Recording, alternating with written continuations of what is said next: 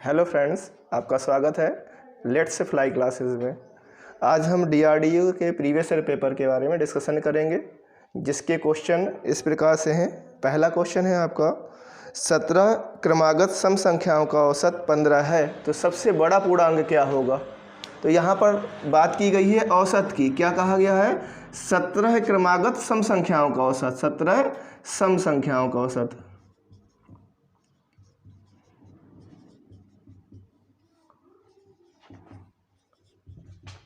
सत्रह सम संख्याओं का औसत 50 है। तो पूछा है सबसे बड़ी सम संख्या क्या होगी।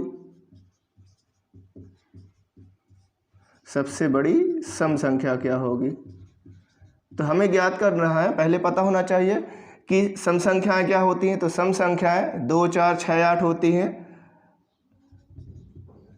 इसका मतलब प्रत्येक सम संख्या में 2 का अंतर होता है। अब औसत क्या है? तो औसत होता है, औसत बराबर होता है पदों का योग बटे पदों की संख्या। पदों का योग बटे पदों की संख्या। अब यहाँ पर पद कैसे हैं? पद ऐसे हैं जिसमें 2-2 का अंतर है। इसका मतलब पद हमारे क्रमागत हैं, या हम कह सकते हैं पद हमारे समांतर श्रेणी में है। जब समांतर श्रेणी हो तो औसत बराबर होता है माध्य के, और माध्य का मतलब होता है बीच का पद। माध्य का मतलब क्या है? बीच का पद। हमें 17 क्रमागत सम संख्याओं का औसत 50 दिया है। इसका मतलब 17 में से बीच का पद कितना है? 50। और बीच की संख्या क्या होगी? तो बीच का पद निकालने के लिए बीच का पद होगा आपका 17 प्लस 1 बटे 2, मतलब 18 बटे 2, 9वीं संख्या। तो जो 9वीं संख्या होगी वो बीच में आएगी। तो 9वीं संख्या बीच में आ गई, और वो 9वीं संख्या क्या है? 50। 17 संख्या है तो इस तरफ 8 संख्याएं होंगी,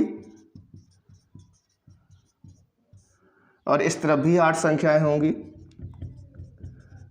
प्रत्येक संख्या में कितना गैप है? 2-2 का गैप है। इसलिए 8 संख्याओं में कितने का गैप होगा? 8 दूनी 16 का गैप होगा। 8 गुणे 2 16 का गैप होगा। तो आपकी जो लास्ट संख्या होगी सबसे बड़ी, वो हो जाएगी 50 प्लस 16। आंसर होगा 66। तो जो सबसे बड़ी हमारी सम संख्या होगी वो 66 होगी। इसके बाद देखते हैं दोस्तों दूसरे क्वेश्चन की ओर। तो यहाँ औसत के बारे में आप जान गए। औसत क्या है? औसत का मतलब होता है माध्य।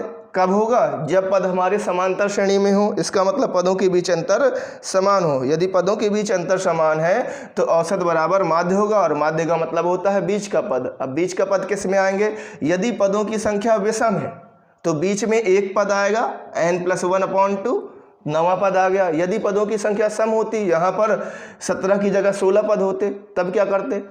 तब बीच में 2 पद आएंगे। आपको वो दोनों पद निकालने होंगे। 2 पद कैसे मिलेंगे आपको? तो जब पदों की संख्या सम होगी तो n/2वां पद बीच में आएगा, और n/2 प्लस 1वां पद आएगा। इसका मतलब अगर पदों की संख्या 16 पद होते तो 16/2 8वां पद और 9वां पद, ये 2 पद बीच में आते, तब हम इससे हल करते। आगे आपको इस टाइप के क्वेश्चन भी मिलेंगे। सेकेंड क्वेश्चन की ओर बढ़ते हैं। सेकेंड क्वेश्चन आपको दिया गया है, यदि एक निश्चित राशि पर 2 वर्षों के लिए 10% की दर से अर्जित चक्रवृद्धि ब्याज 630 रुपये है, तो 3 वर्षों के लिए उसी ब्याज दर पर साधारण ब्याज क्या होगा। तो यहाँ पर सवाल दिया गया है आपको, किसी राशि का चक्रवृद्धि ब्याज दिया गया है। तो चक्रवृद्धि ब्याज और साधारण ब्याज में क्या अंतर है, सबसे पहले ये जानना जरूरी है। तो चक्रवृद्धि ब्याज क्या होता है? जब हमें धनराशि पर ब्याज मिलता है और ब्याज पर भी ब्याज मिलता है तो चक्रवृद्धि ब्याज है, और साधारण ब्याज का मतलब है केवल धनराशि पर ब्याज मिले। तो यहाँ पर दर दी गई है R=10%, समय दिया गया है 2 वर्ष, और चक्रवृद्धि ब्याज मतलब कंपाउंड इंटरेस्ट दिया गया है 630 रुपये। पूछा गया है आपको इसी धनराशि पर इसी दर से 3 वर्ष का साधारण ब्याज क्या होगा, SI। तो सबसे पहले हम समझ लेते हैं क्या है तो देखिए साधारण ब्याज जो होता है हमारा प्रति वर्ष क्या होगा, बराबर बराबर होता है, कभी कम और ज़्यादा नहीं होता। तो साधारण ब्याज प्रत्येक साल में बराबर बराबर मिलेगा। एक साल में कितना मिल रहा है 10%, तो इसका मतलब 3 साल में कितना मिलेगा 10 गुणे 3 30%। तो जो ब्याज होगा साधारण वो 30% होगा। अब चक्रवृद्धि ब्याज कैसे पता करेंगे, तो चक्रवृद्धि ब्याज 2 साल का क्या होगा, इसको स्टेप बाय स्टेप सॉल्व करते हैं।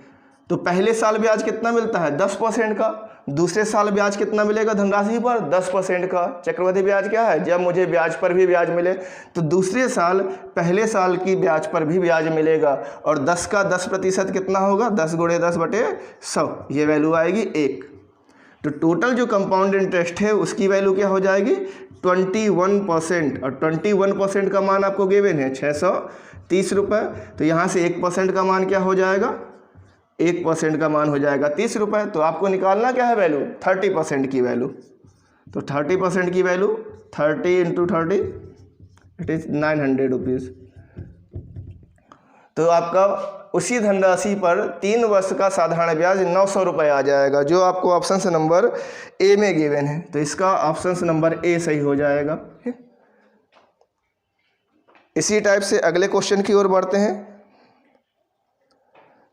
तो अगला क्वेश्चन इस टाइप से दिया गया है, यहाँ एक न्यूमेरिक डाटा दिया गया आपको x - y = -9, x × y = -20। तो वैल्यू बतानी है x² + y² की वैल्यू क्या होगी। तो इस टाइप के क्वेश्चन को कैसे करेंगे, देखिए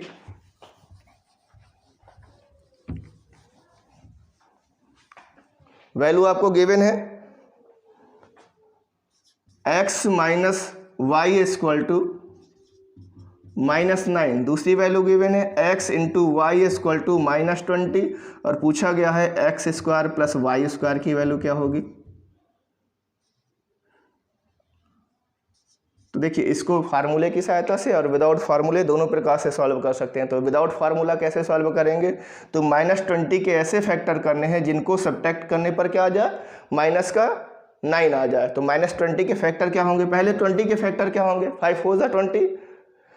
तो यहाँ पर क्या होगा -5 × 4, एक वैल्यू माइनस की होगी और एक वैल्यू प्लस की होगी। तो यहाँ पर -5 - 4 होगा तो -9 आ जाएगा।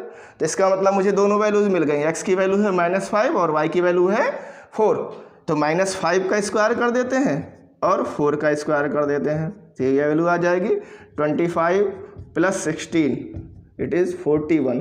तो वैल्यू हो जाएगी 41, जो ऑप्शन नंबर बी में गिवन है। तो इसका आंसर हो जाएगा ऑप्शन नंबर बी। अब यदि इसको आप फार्मूले से सॉल्व करना चाहते हैं तो कैसे करते,